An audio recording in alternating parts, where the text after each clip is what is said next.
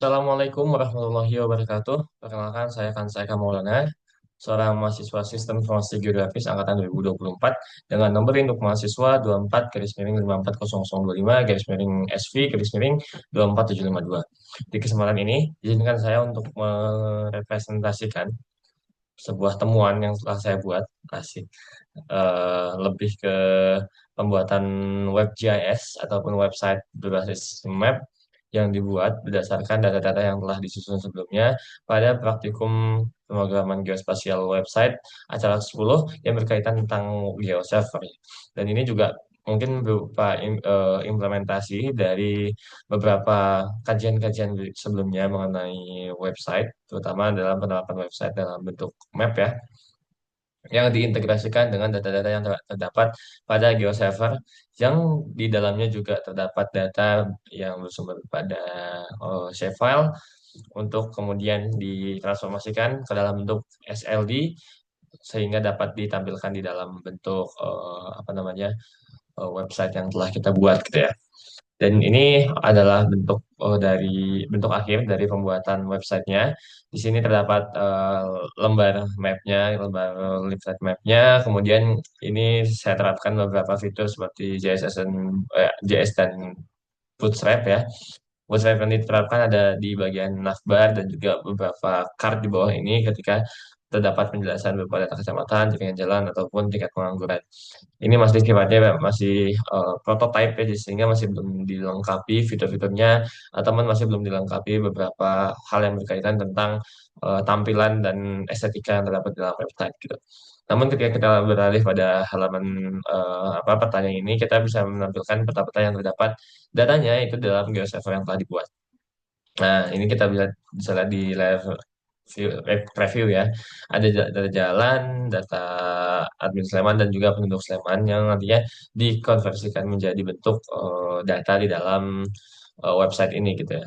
Ini juga bisa kita lihat di bagian control layer-nya, terdapat 5 pilihan dari base map yang dapat digunakan. Ada OpenStreetMap, SV, SV World Imagery, SV World Street Map, CartoDB, Positron, dan CartoDB Dark Matter gitu kan.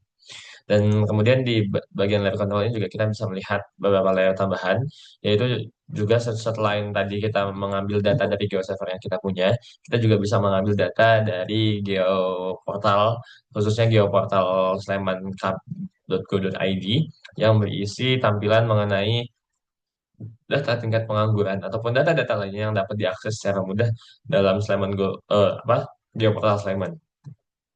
Di sini saya menerapkan penampilan data tingkat pengangguran di Kabupaten Sleman yang cukup tersebar, terutama di titik-titik yang berdekatan dekat dengan daerah kota. Di sini bisa kita lihat bentuk yang lainnya itu tersebar dengan tingkat pengangguran yang cukup rendah ya.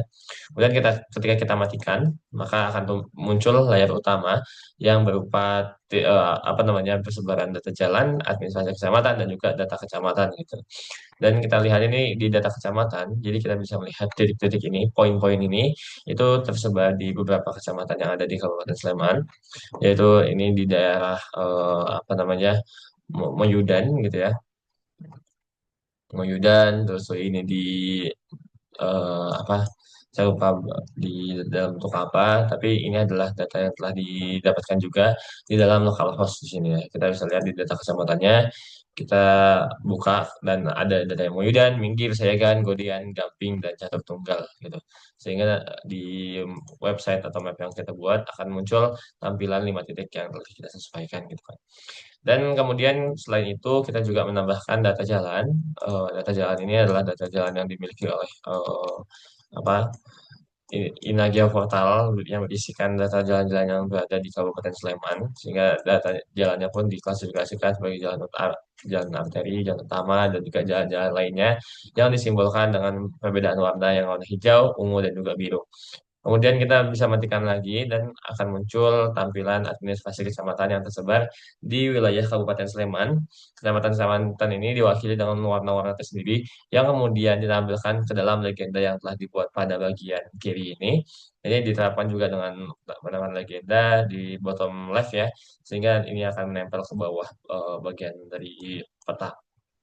Dan ini adalah bentuk dari implementasi penerapan data-data geospasial yang dimasukkan ke dalam di GeoServer ataupun nanti kita mengambil dari GeoPortal untuk diterapkan dan diintegrasikan dalam WebGIS yang cukup interaktif, WebGIS Sleman, dan juga mungkin ini dibuat dengan GeoServer dan juga apa judulnya saya lupa lah, WebJS, GeoCipher, dan Leaflet.js gitu ya. Sehingga dengan integrasi keduanya kita dapat membuat website yang cukup interaktif dengan adanya fitur-fitur tambahan.